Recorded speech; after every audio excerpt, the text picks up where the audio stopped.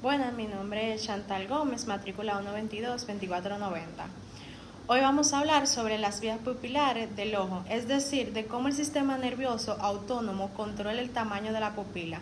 Para entender esto, necesitamos hablar de dos sistemas: el parasimpático, que contrae la pupila, y el simpático, que la dilata.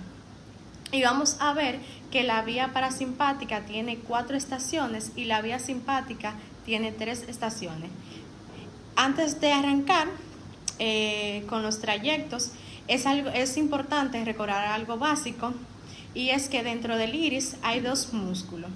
El músculo esfínter pupilar, que es circulante y cuando se contrae va a achicar la pupila, y el músculo dilatador del iris, que tiene fibras radiales, como los rayos de una rueda, y cuando se contrae abre la pupila.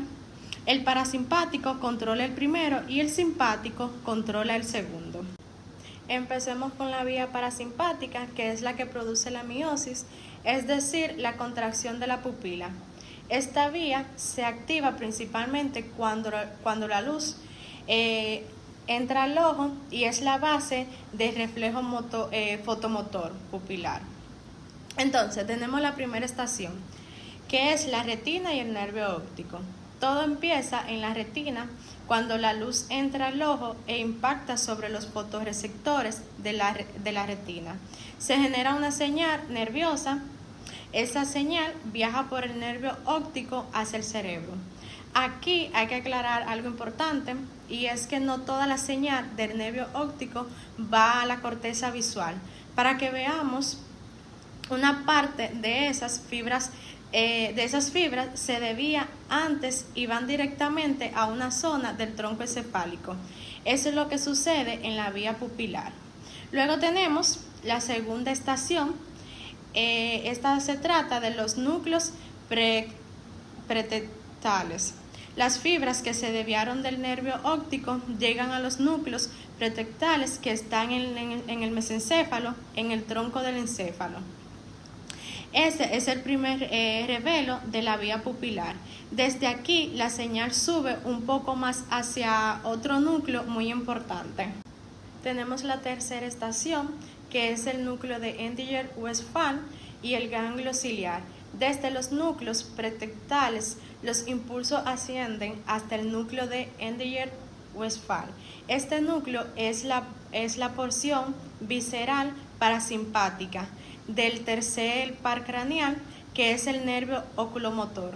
De ahí salen las fibras preganglionares parasimpáticas, que viajan junto al nervio oculomotor hacia la órbita, y antes de llegar al ojo hacen sinasis en el ganglio ciliar, que está justo detrás del globo ocular.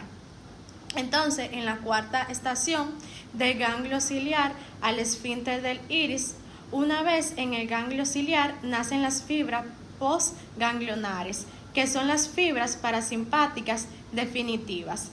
Estas viajan por los nervios ciliares cortos y penetran en el ojo para innervar 2 estructuras: el músculo ciliar, que controla la acomodación del cristalino, y el músculo esfínter del iris, que al contraerse produce la miosis. Ahora vamos con la vía simpática, que es la que produce la midriasis, es decir, la dilatación de la pupila. Esta vía se activa cuando hay oscuridad, cuando hay estrés, miedo o estimulación adrenérgica. Su trayecto es el más largo porque baja hasta la médula espinal, antes de subir de nuevo hacia el ojo. Vamos a tener la primera estación, el asta intermedio lateral de la médula espinal. La vía simpática comienza en el primer segmento torácico de la médula espinal, específicamente en T1. En el asta intermedio lateral, que es donde están las neuronas simpáticas preganglionares, de aquí salen las fibras que inician el trayecto ascendente.